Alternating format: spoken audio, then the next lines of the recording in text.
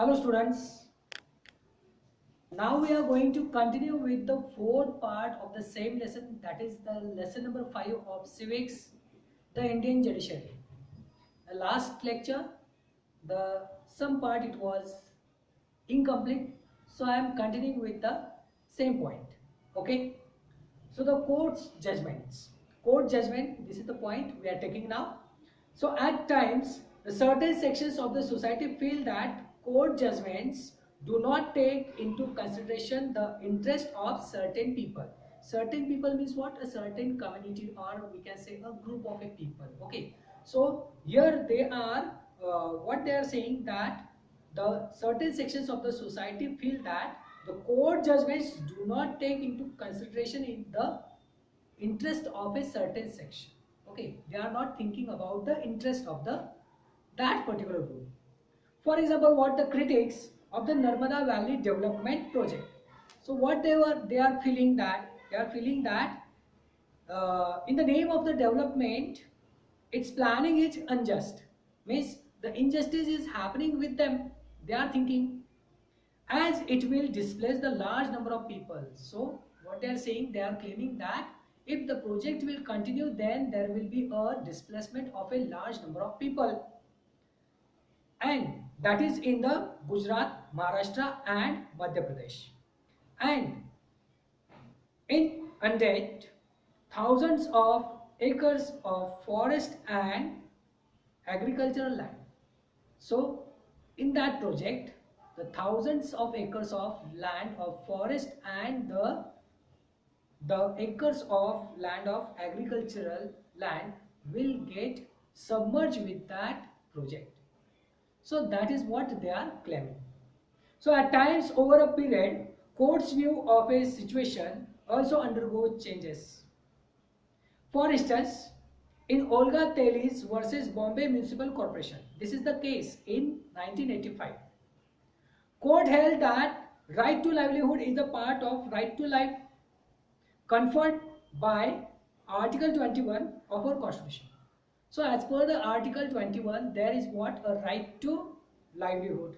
Okay, under the section of right to life, means everybody is having a right to earn their livelihood. So it stated that expulsion of pavement dwellers would lead them to lose their means of livelihood.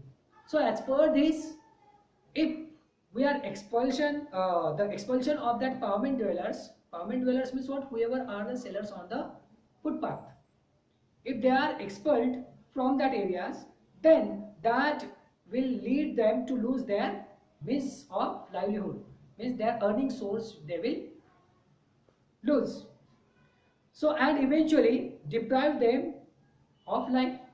So however, in some later cases, they were seen as the encroachers of public land.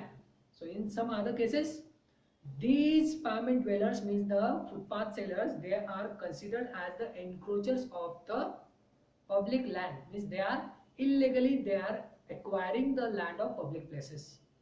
And the court ordered their eviction along with the demolition of their illegal houses.